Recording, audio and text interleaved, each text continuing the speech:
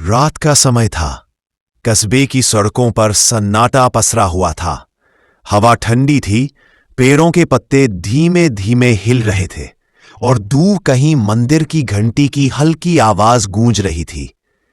लेकिन इस शांति के पीछे एक डर छिपा था। पिछले कई महीनों से कस्बे में लगातार चोरी की वारदातें हो रही थीं।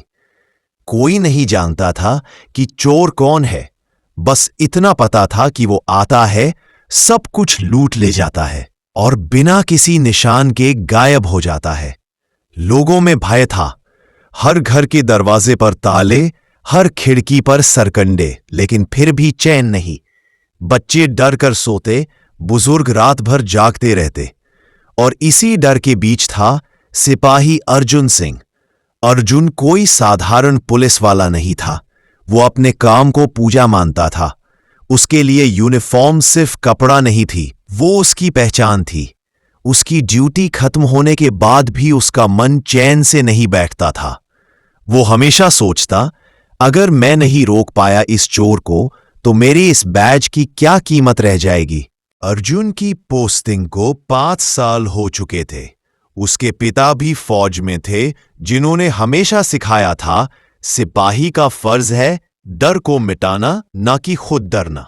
उसी बात ने अर्जुन को लोहे जैसा बना दिया था। एक रात उसने फैसला किया, अब बहुत हुआ, आज वो चोर पकड़ा ही जाएगा। उसने किसी को कुछ नहीं बताया।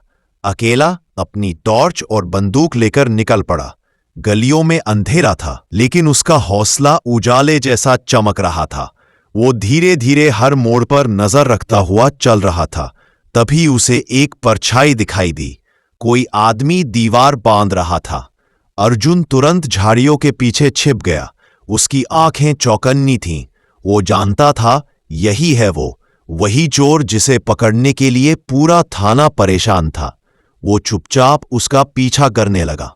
वो आदमी एक पुराने मकान में दाखिल हुआ। अंदर अंधेरा था। दीवारों पर मकड़ी के जाले लटके थे। अर्जुन ने कदम बढ़ाए, मगर लकड़ी के फर्श ने चरमराकर आवाज कर दी। वो आदमी पलटा और उसकी आंखों में डर की जगह बस थकान थी। अर्जुन ने टॉर्च उठाई। सामने खड़ा था रवि, लगभग 30-32 साल का आदमी। चेहरे पर दाढ़ी, आंखों के नीचे काले घेरे, हाथों में थैला, लेकिन चेहरा ऐसा जैसे जिंदगी ने सब कुछ छीन लिया हो।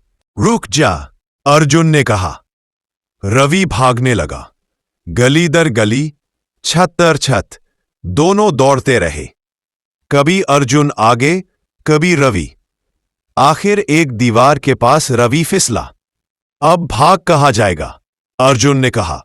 रवि ने धीरे धीरे कहा, मार डालो सिपाही, लेकिन घर में मां बीमार है, बच्चे भूखे रहे।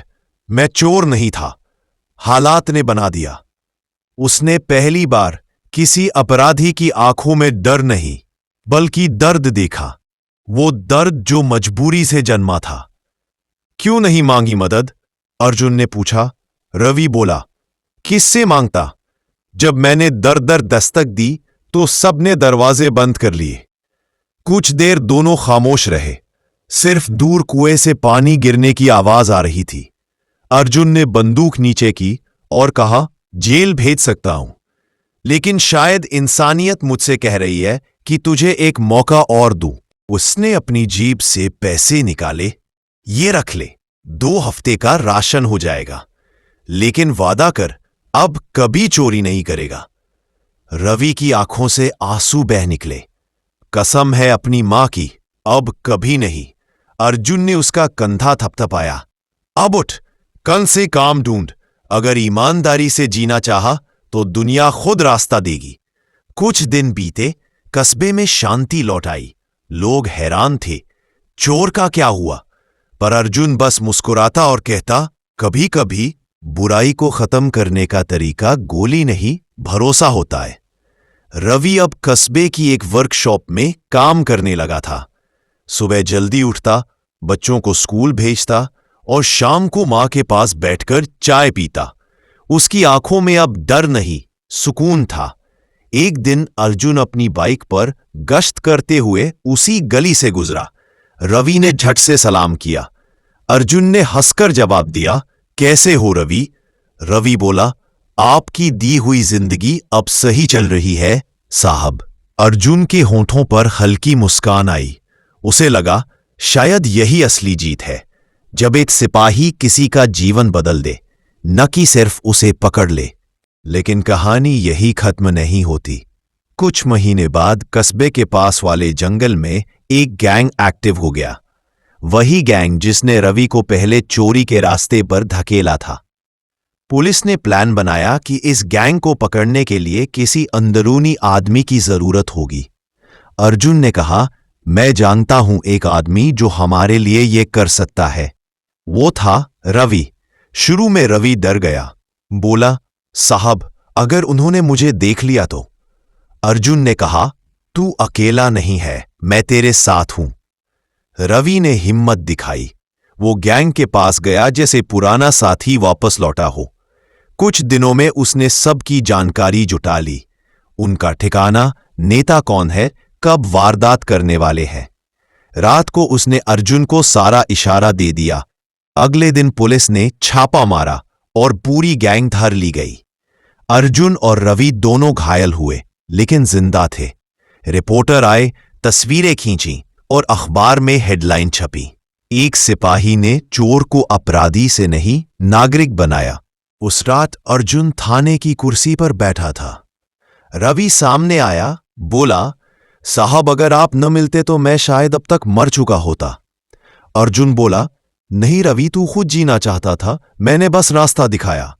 खामोशी छा गई। बाहर से आरती की आवाज आ रही थी।